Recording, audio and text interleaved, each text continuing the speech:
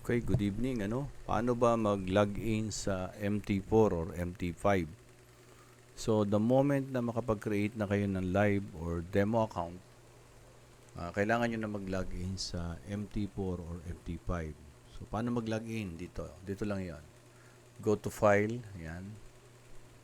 Pindutin nyo lang yung file. Yan. Yan. Login to trade account. Yan. Lalabas na yung kung ano yung pinadala sa email nyo. May papadala sa email nyo na trading account number nyo. So, ilalagay nyo rito yan. Hindi email, sa client portal yon. Ito, trading account na ilalagay nyo rito. Ulitin ko, trading account para sa MT4 or MT5. Sa client portal, yung client portal naman, ito naman yon, yung client portal. Yan. Iba yan. Sa client portal, ang kailangan nyo, yung email nyo, yan, email, and then password, then sign in. Sa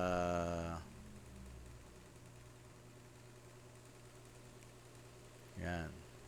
So, ito naman yung trading account nyo, yung ginawa nyo, yung trading account sa MT4 or MT5.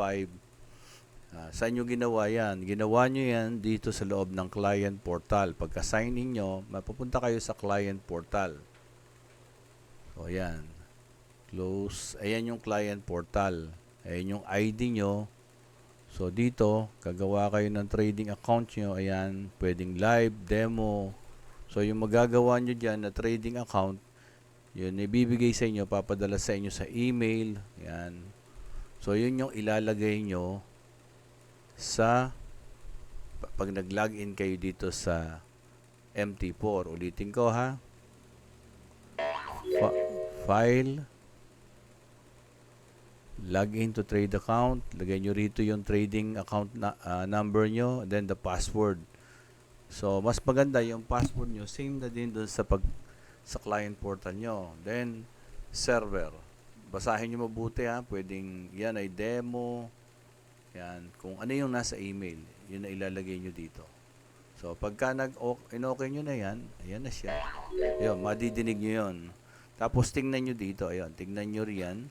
Diyan. Ayun, oh. Ayun yung speed. Pag wala yon or green, or pag walang green or red na nakita nyo, ibig sabihin, hindi kayo nakakonect. Maaring mali yung password na pinasok nyo. So, ganun lang. Okay? So, yun yung paano mag-login. Yan. Pag nag-kinlose nyo yan, yan na din yung lalabas kaagad. Hintayin nyo lang na magkaroon ng green dito sa gilid na yan.